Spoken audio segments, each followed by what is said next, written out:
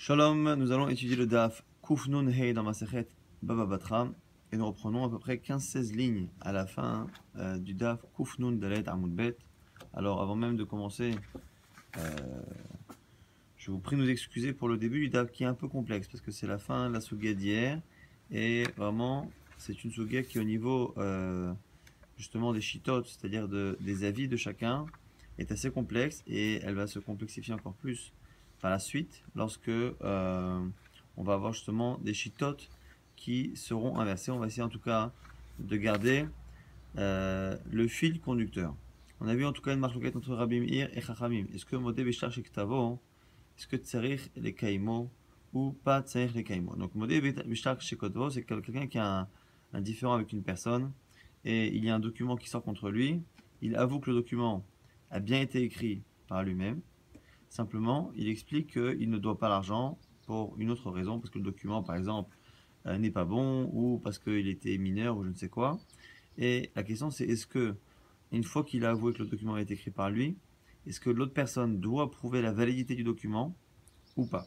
Selon Rabbi Meir, non. Et donc, il ne peut plus après dire que le document n'est pas valide pour une raison extérieure. Selon Chachamim, oui, et effectivement, c'est lié à notre Mishnah, puisque dans notre Mishnah, on avait un homme qui avait fait un don avec un document à quelqu'un et qui après disait que finalement ce don il avait fait parce qu'il était mourant et que maintenant il est en bonne santé, il ne veut plus. La question c'est est-ce qu'il doit apporter une preuve qu'il était effectivement malade ou pas, selon Rabbi Meir. Oui, selon Chachamim, non, ce sont aux autres d'apporter une preuve qu'il était en bonne santé, ou encore une fois, selon Rabbi Yochanan et Shakish, apporter une preuve que le document était valide, et on avait vu qu'on pouvait effectivement comprendre cette marloquette comme étant la marloquette Rabbi Meir Chachamim, c'est-à-dire que selon Chachamim, à partir du moment où il a avoué avoir écrit ce document, il ne peut pas demander aux autres d'apporter des preuves, c'est à lui maintenant de justifier, alors que selon Chachamim, c'est à eux d'apporter des preuves que le document est bon, encore une fois selon la vision de Resh Lakish. En tout cas, on s'est arrêté à un moment donné, on avait dit à Marley que Rabbi Yochanan avait dit, Shani Omer qu'il pensait, Livrakol Modé Vishtar Shektavo et notre Saer Kaimo. Donc on a à peu près une vingtaine de lignes au-dessus. Donc il pense que celui qui avoue avoir écrit un document, la personne en face n'a pas besoin d'après prouver la validité du document. Alors il m'a dit, mais attends, comment peux-tu dire que c'est selon tout le monde qui est ça? Pourtant il y a une braïta, Tania. Et Nemanim les postos, dit Rabbi Mi, et Chachamim omrim Nemanim. On a une marloquette claire. Lorsque deux témoins, ici c'est deux témoins qui attestent avoir signé un document, est-ce qu'ils peuvent après dire qu'il n'est pas bon ou pas? Selon mon premier avis, Rabbi Meir, ils ne peuvent pas, parce que Modev Shachek Tavo, l'autre en face, et notre Sahel Karim, on n'a pas besoin de le prouver. Chachamim omrim Nemanim. Selon Chachamim, ils peuvent dire qu'ils ont écrit, et après mettre en doute la validité quand même du document. Donc on voit que c'est une marloquette. Amar la réponse à ce moment-là de Rabbi Yochanan. Ce que tu dis est vrai pour les témoins. Les témoins sont forts, sont deux, ils sont forts. Lui ne peut pas. Donc du coup, pour l'instant on dirait, selon Rabbi Yochanan, que lorsque ils sont deux personnes qui ont attesté avoir signé peuvent dire après que le document n'est pas bon, mais un particulier ne peut pas. Et quand on dit qu'on ne peut pas, ce serait selon tout le monde, à la fois Rabbi Meir et à la fois Chachamim.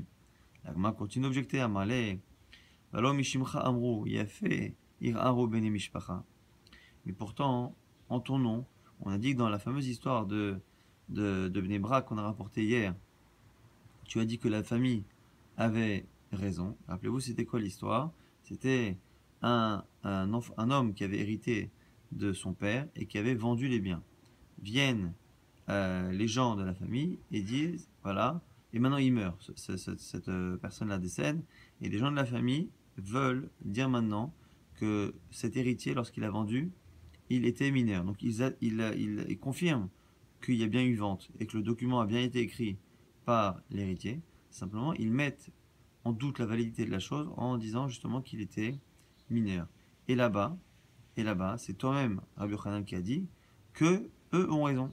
Et s'ils ont raison, alors qu'ils ont avoué que le document a été écrit bien par la bonne personne, c'est-à-dire que selon toi, même si je dis que le document a été écrit, je peux tout de même mettre en doute sa validité par ailleurs, et donc Modé chercher Ktavo, Ken Sarich le Kaimo. Alors, Rabbi Yochanan se défend en disant allez, Zo El Hazar Amara. Tu sais, ce qu'on a dit en mon nom là-bas, en disant que j'ai dit que les gens de la famille là-bas avaient raison, c'est El Hazar, mon élève, qui me l'a dit. Ani lo amarti d'avar zemorlam. Mais moi, je ne l'ai jamais dit. Donc, c'est mon élève Rabbi Lazar qui dit ça en mon nom, mais moi, je ne l'ai pas dit. Donc, Rabbi Yochanan se défend toujours. Amar Rabbi Zera, Rabbi Zera maintenant objecte. Imik for Rabbi Yochanan, be Rabbi Lazar talmido. Si Rabbi Yochanan peut, à la limite, mettre en doute la parole de son élève Rabbi Lazar, Ikfor be Rabbi Yanaï Rabo, qu'est-ce qu'il dira de la parole de son maître et de la discussion qu'il a eue avec lui d'Amar Rabbi Yanaï Amar Rabbi, car Rabbi Yanaï, qui est le maître de Rabbi Yochanan, a dit au nom de Rabbi Yodanasi. Celui qui avoue avoir écrit un document peut tout de même le remettre en cause et l'autre doit tout de même le confirmer. Alors maintenant Rabbi Yochanan lui dit à ce moment-là, Rabbi, ce que tu dis c'est évident. Lo Mishnah, est-ce que c'est pas finalement ce qui est marqué dans la Mishnah? Dans la Mishnah c'est marqué que même si la personne avoue avoir écrit le document, simplement lui dit maintenant qu'il était malade, et c'est aux autres de prouver, et les Chachamim disent qu'il faut que les autres, les bénéficiaires, apportent une preuve, et au passage on dit que la preuve c'est une preuve, Bekiyum Ashtar, une preuve en prouvant que le document est valide. On met de côté ici le fait que cette explication de la Mishnah Chachamim ne correspond pas à ce qu'on a vu selon Rabbi Yochanan, mais selon Resh Lakish, mais la Gemara posera la question un peu plus tard. En tout cas, on voit ici que Rabbi Yanaï et même Rabbi Yochanan a l'air d'être d'accord. La question c'est est-ce que Rabbi Yanaï a besoin d'enseigner ou est-ce que c'est clairement marqué dans une Mishnah, dans notre Mishnah, quoi qu'il arrive, ils ont l'air d'être d'accord que Modé Bishar Shektavo, celui qui écrit un document, Sarir et Kaimo. Et donc du coup c'est opposé à ce qu'on a vu jusqu'à présent. Donc du coup, la Gemara préfère finalement dire différemment. Rappelez-vous que la question venait au départ d'une Mishnah de Bar Kapara qui donnait l'impression que, de manière anonyme, selon tout le monde, Modé Bishar Shektavo, Einot Sarich le Kaimo. Alors on avait dit quoi? Est-ce que c'est que Rabbi Meir? Rabbi Yochanan dit non. Tout le monde est d'accord avec cette idée-là. On a dit Beram, alors du coup, Rabbi Zera change de pirouche. Ni divrei Rabbi Yosef. Finalement, je préfère les paroles de Rabbeinu Yosef. Amar Rabbeinu Yosef, Amar Rabbi Yehuda, Amar Shmuel, car il a dit au nom de Rabbi Yehuda qui a dit au nom de Shmuel. Divrei Chachamim, ça c'est Chachamim, aval Rabbi Meir Omer, Modé Bishar Shektavo, Shetzarich le Kaimo. Que finalement, la parole de Bar Kapara là-bas, c'est Chachamim. Mais Rabbi Meir dirait l'inverse. Umaï divrei Akol. Ah, alors pourquoi Rabbi Yochanan a dit que selon tout le monde, Modé Bekta Shektavo, Einot Sarich le Kaimo. Pourquoi? Parce qu'en fait, il parlait de Chachamim, des Rabbanan et Gabi Rabbi Meir, divrei Akol hi. Parce qu'il parlait là-bas de Chachamim, que Chachamim, selon Rabbi Meir, divrei Akol, c'est comme si c'était finalement tout le monde. C'était comme si c'était une parole universelle.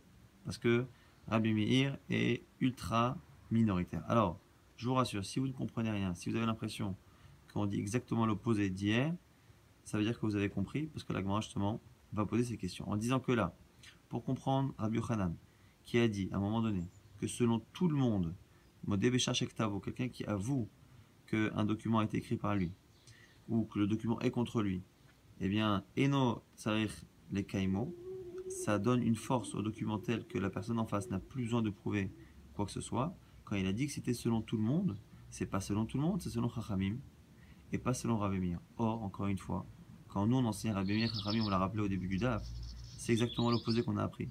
Et bien, Pratnan, mais moi, on m'a enseigné l'inverse.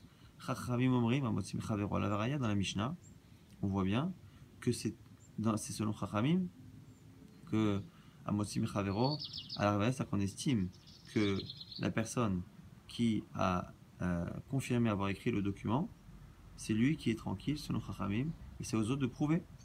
Alors que selon Rabbi Meir, on a vu que c'est à lui de prouver qu'il était en mauvaise santé. Là, Gemara dit Hippour, inverse ce qu'il y a dans la Mishnah pour pouvoir valider cette parole de Rabbi Yochanan. Là, Gemara dit Hatanya, mais il y a une autre braïta qui confirme cet ordre-là. Et Nemanim, les poissons du Rabbi Meir, Chachamim Omrim, Nemanim pour les témoins, c'est pareil.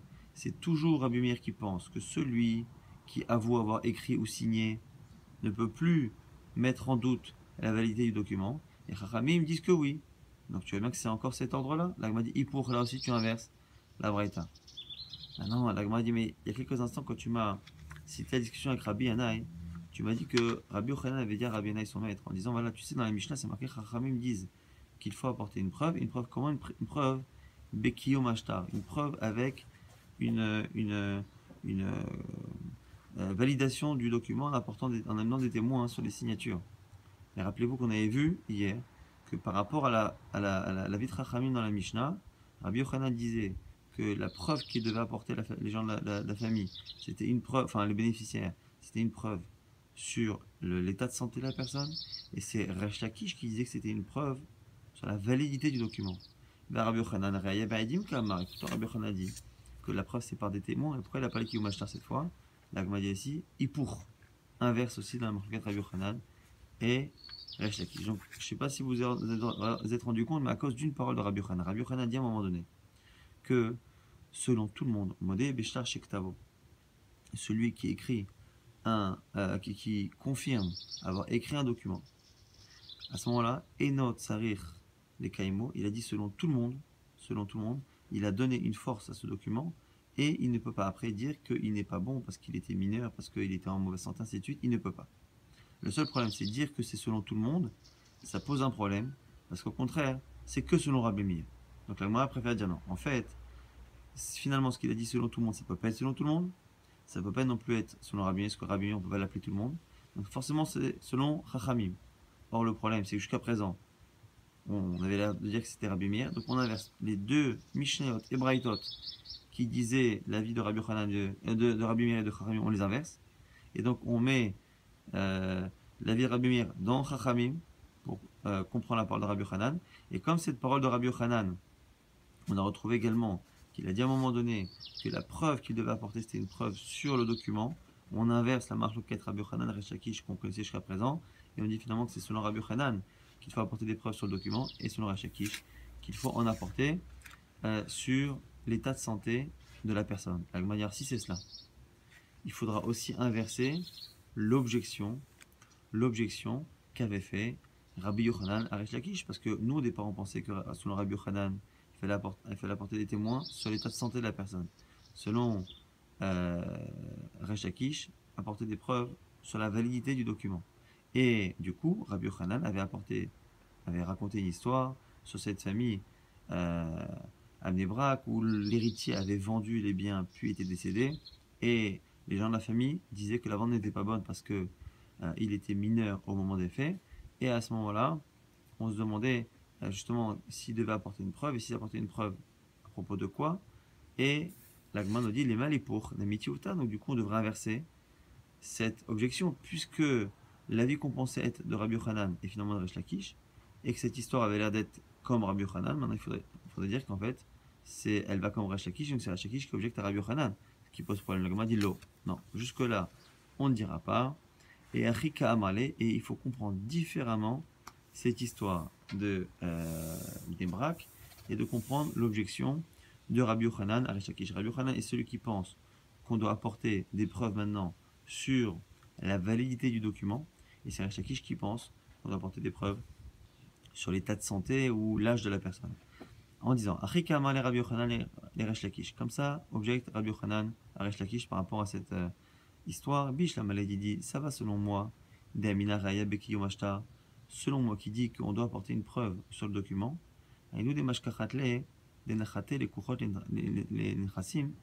À ce moment-là, on peut comprendre l'histoire justement de Bnei-Brak, c'est que finalement, les gens ont acheté le terrain à l'héritier, ils sont dessus, et on a la famille qui vient justement contester. Et comme justement la famille vient contester, on se retrouve dans une situation où ils veulent justement apporter des preuves, et c'est pour ça qu'ils ont dit à Rabbi Akiva, est-ce que l'on peut aller vérifier le corps de l'enfant pour voir s'il était mineur ou pas, ainsi de suite.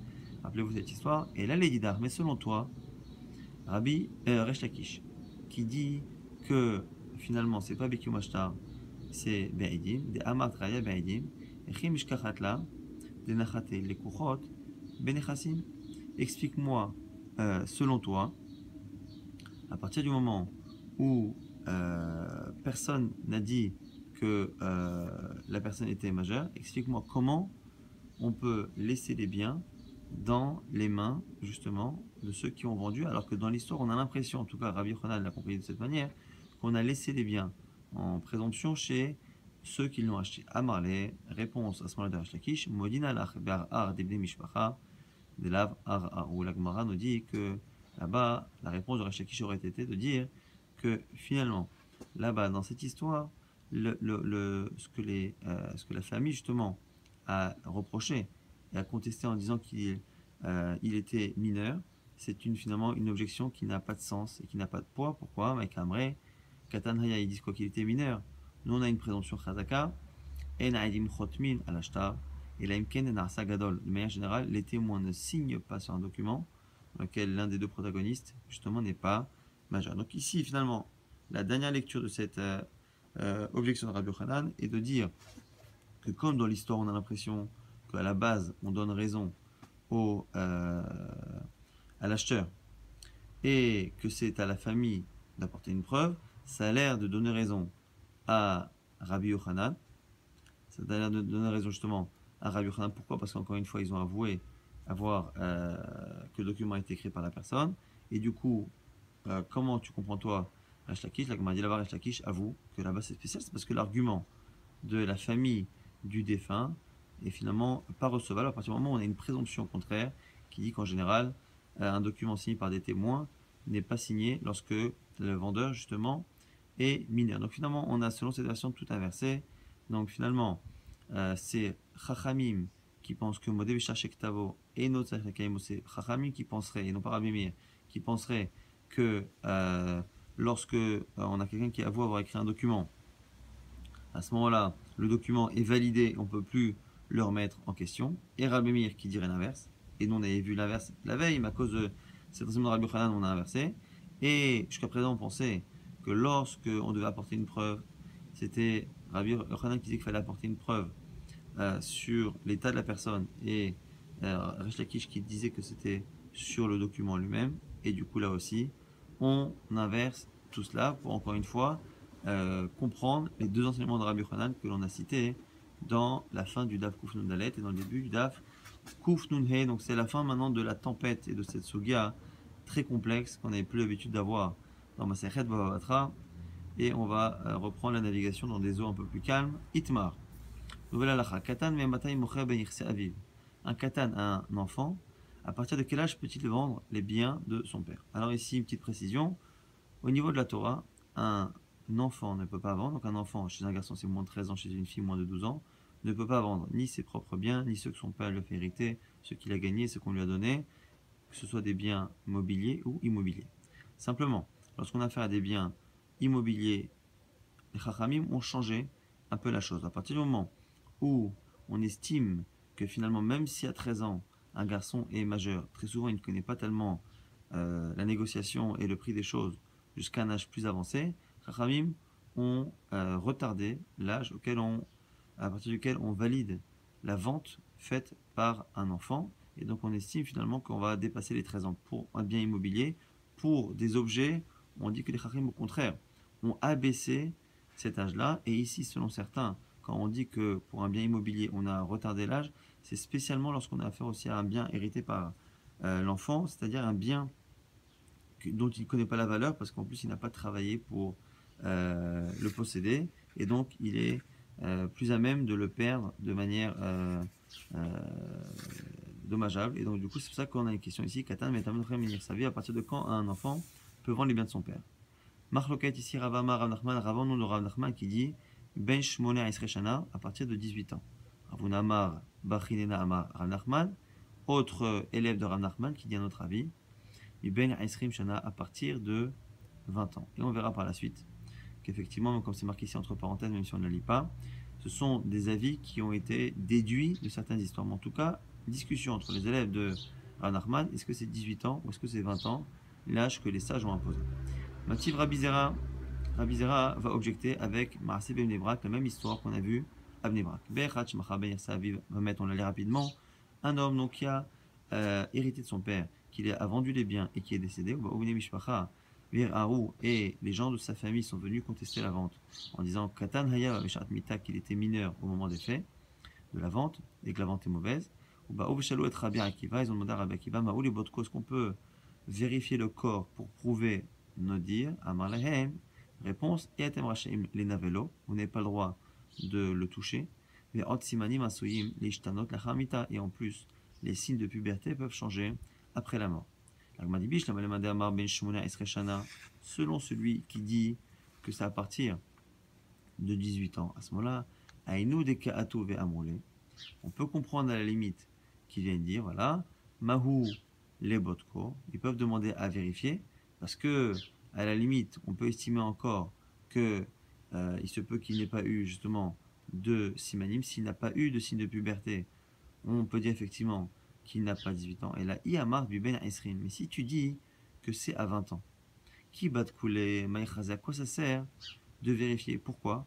Parce qu'encore une fois, si on en a un principe, on verra par la suite tout de suite que à partir de 20 ans, si un enfant n'a pas de simanim, n'a pas de signe de puberté, ça ne veut pas dire qu'il est mineur, mais ça veut dire finalement que c'est un majeur, mais qui n'a pas de possibilité d'avoir de signe de puberté, ce qu'on appelle saris. Et donc du coup, la Gemara va nous dire ici, Vehatnan c'est Mishnah, Ben Esrim chez Loevish Tasarot, à partir du moment où un enfant a 20 ans et qu'il n'a pas apporté justement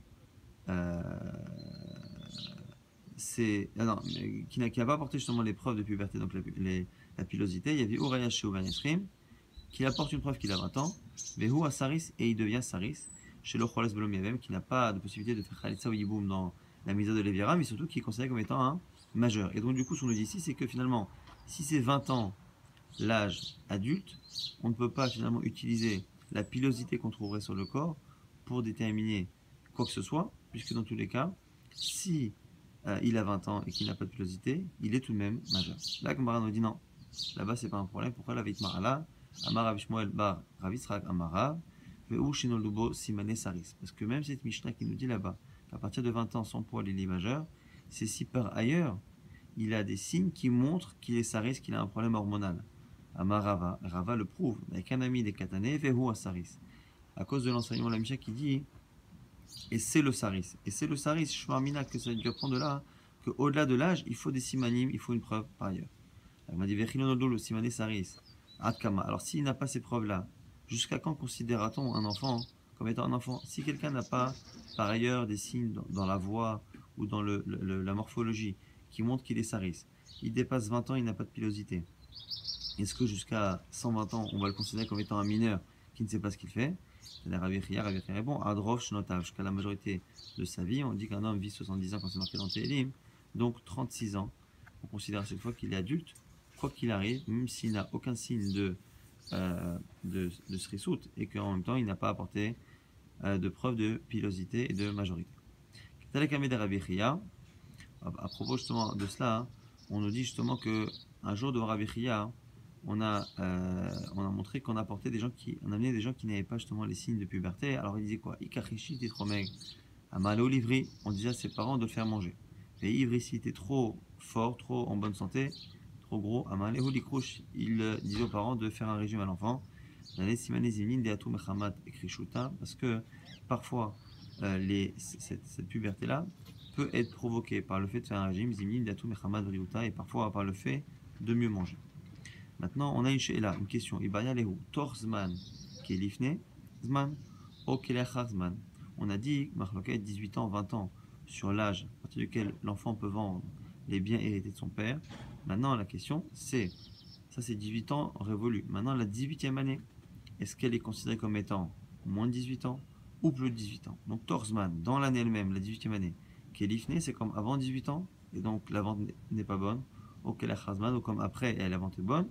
Rava Amar Rav Nachman, Rava cite Rav Nachman, il dit Zman, Kelifne, Torzman, Kelifne Zman. Pendant la 18e année, c'est comme avant.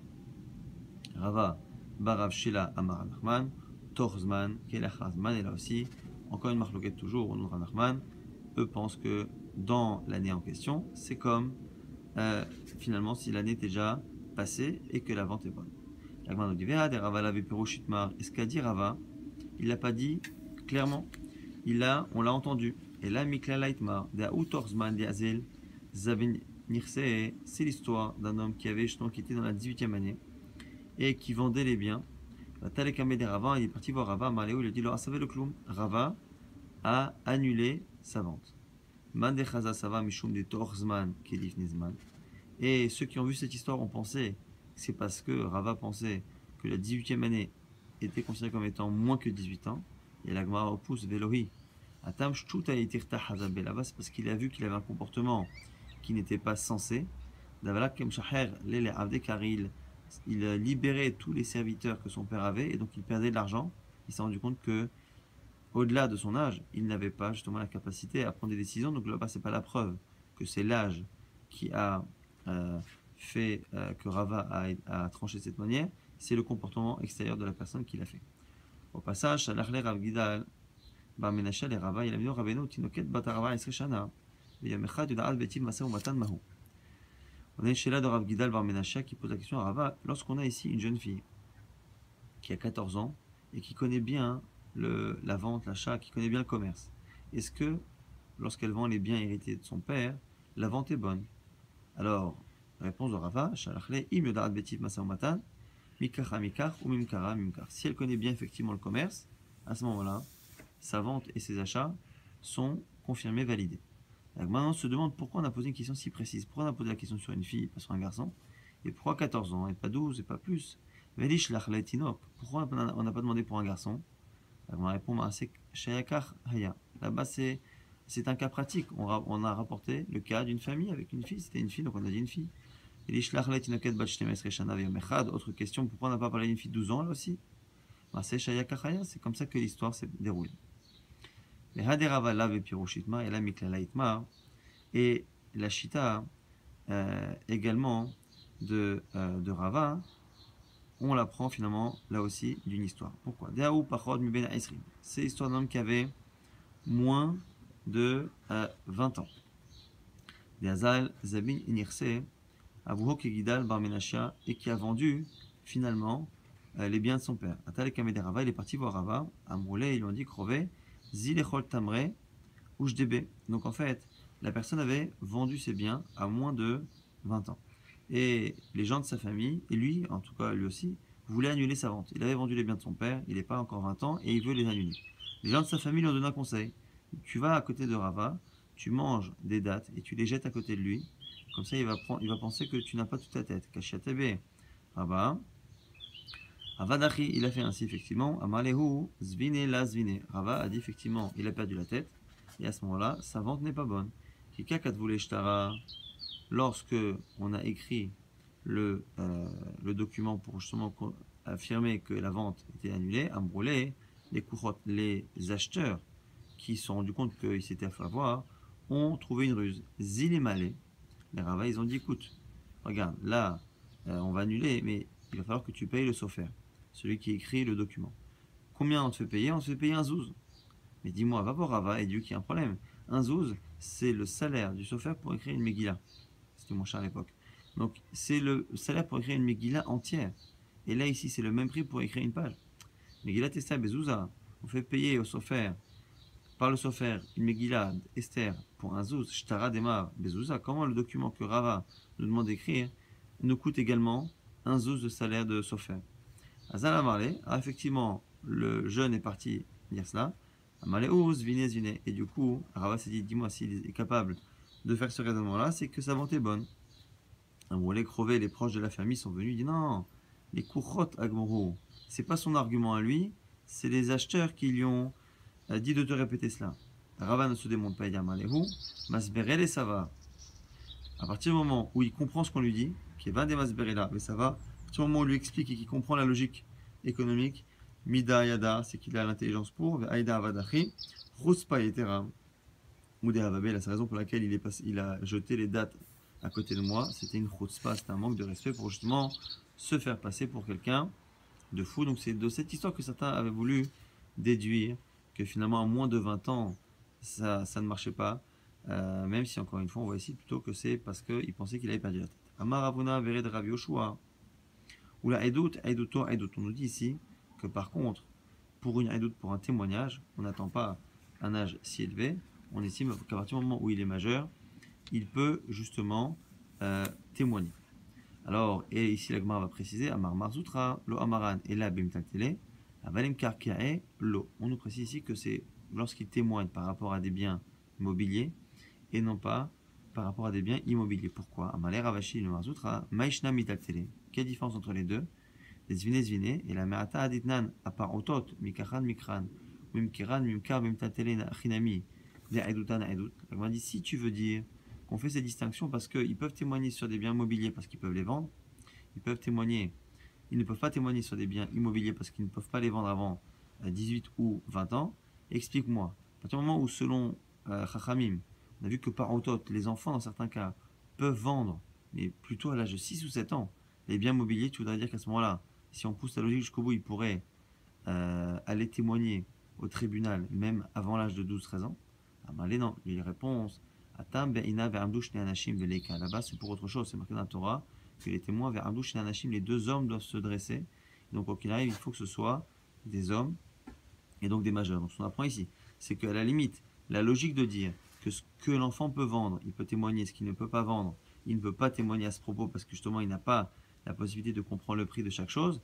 C'est valable pour retarder et dire effectivement que même s'il peut témoigner sur des biens immobiliers à 13 ans, il ne peut pas témoigner sur de l'immobilier à partir avant 18 ou 20 ans, mais par contre, pour abaisser l'âge, c'est pas possible parce que par ailleurs, il y a une Xerat Takato qui dit qu'il faut absolument que ce soit deux majeurs qui témoignent au tribunal. Kolto.